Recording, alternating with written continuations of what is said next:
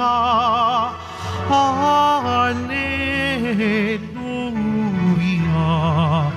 Hallelujah, Hallelujah.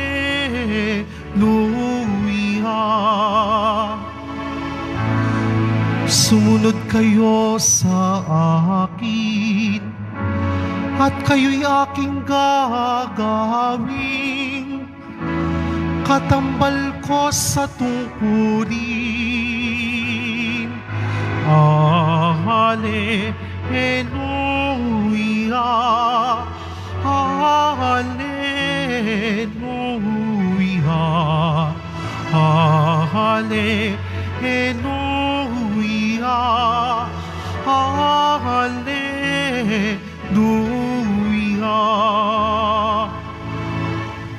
Sumainyo ang Panginoon. At sumayo rin Ang mabuting balita ng Panginoon ayon kay San Lucas. papuri sa iyo, Panginoon.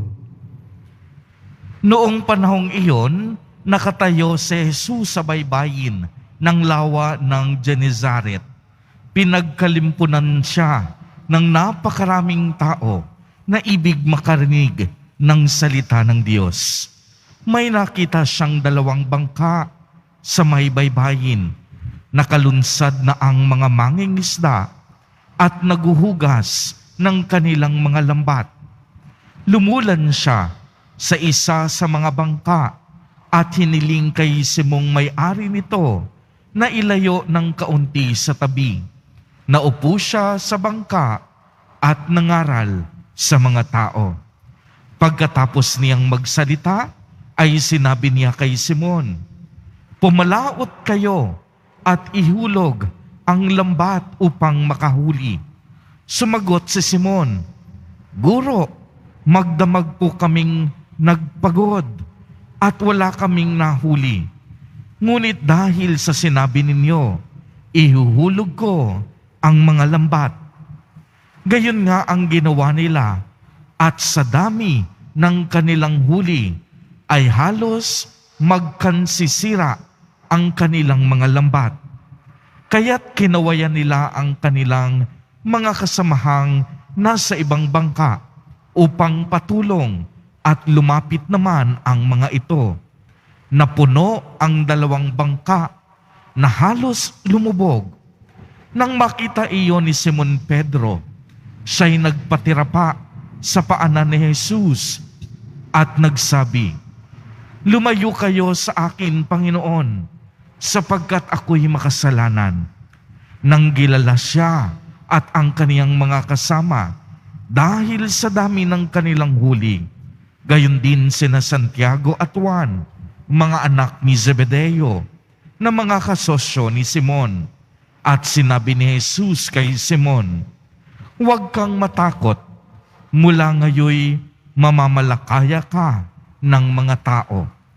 Nang maitabi na nila ang kanilang mga bangka, iniwan nila ang lahat at sumunod kay Jesus. Ang mabuting balita ng Panginoon. Pinupuri ka namin, Panginoong Hesukristo. Magsiupo muna ang lahat. Magandang umaga po sa inyong lahat, mga kapatid kay Kristo. Sa lahat po ng ating mga taga-subaybay sa iba't ibang online platforms at sa lahat ng ating mga kadiboto sa iba't ibang panig ng Pilipinas at maging sa buong mundo kung saan tayo ay naaabot ngayon ng ating live streaming. Mapayapang umaga din po sa inyong lahat. Purihin at dakilain natin ang ating Panginoon, ang mahal na poong Jesus Nazareno. Palakpakan po natin ang ating Diyos na buhay. Mga kapatid kay Kristo at mga kadiboto, malugod po namin kayong tinatanggap sa Basilica Minor at Pambansang Dambana ni Jesus Nazareno. Ang atin pong ebanghelyo sa araw na ito ay tungkol sa pagtawag ni Jesus Nazareno sa kaniyang unang 4 na mga apostol. At ito pong 4 na ito ay sina Simon Pedro, Andres, sina Santiago at Juan, mga anak ni Zebedeo, at mga kasosyo ni Simon. Sila pong apat ay mga mangingisda sa lawa ng Galilea. Noong tinanong po ni Jesus Nazareno kung kamusta ang panguhuli nila ng isda, malungkot si Simon Pedro dahil wala silang huli sa maghapon nilang pagtatrabaho. Kaya't iniutos ni Jesus Nazareno na ihagis nila ang kanilang mga lambat sa tubig. Sa puntong iyon ay agad-agad dumami ang mga isdang kanilang nahuli at umabot pa sa puntong lulubog na ang kanilang bangka sa dami at bigat ng mga isdang kanilang nahuli. Dahil sa nakitang kababalaghan na ito ni Simon Pedro, sa napakadaming isda na nahuli, sinabi ni Pedro kay Jesus, nalayuan siya sapagkat siya'y isang makasalanan. Ngunit ang tugon sa kaniya ni Jesus, sumunod ka sa akin, huwag kang matakot at ikaw ay mamamalakaya ng tao. Kung inyo pong mapapansin, simple lamang ang mga pinagmulan ng mga apostol. Hindi po sila mga hari, hindi sila mga prinsipe, at hindi sila ang mayayaman sa lipunan. Masasabi nating ang mga apostol, mga ordinaryong tao. Sila ay mga ordinaryong mamamayan na ang nais sa buhay ay maghanap buhay at mamuhay ng simple. Bagamat simple ang kanilang pinagmulan, pinili at tinawag sila ni Jesus Nazareno. Ibig sabihin, hindi sa kanila nagmula ang kusang paglilingkod. Ang pagpili ay mula kay Kristo. Ang pagtawag ay mula sa Diyos. Ang pagsang-ayon o pagtugon ay mula naman sa tao. Wala sa mga apostol ang nag-volunteer o nagpresenta upang makasama sa misyon at gawain ng ating mahal na poong Jesus Nazareno. Hindi rin po sila pinilit ng ating Panginoon.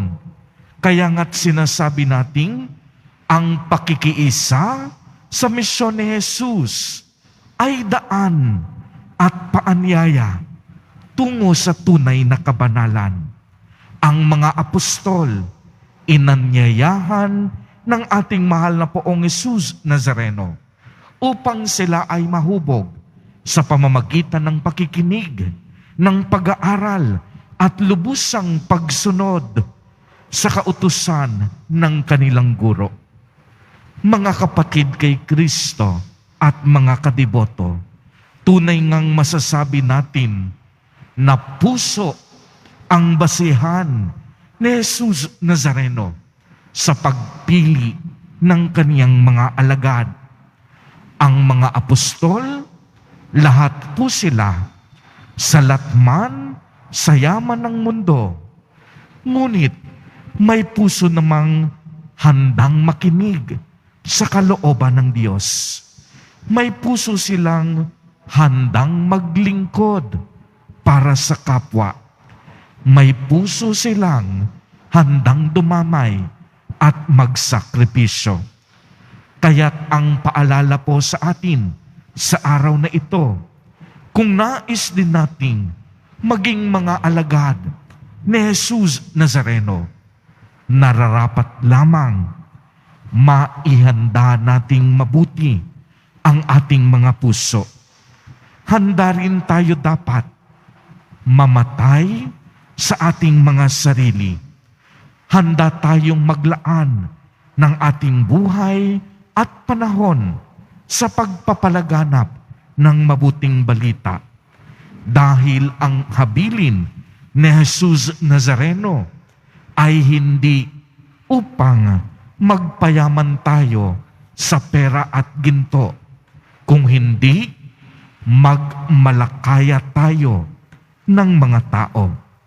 Sa ating pakikipag-isa kay Jesus Nazareno, iligtas natin ang ating mga kapatid na naliligaw ng landas upang sila rin masilayan nila ang liwanag ni Jesus Nazareno.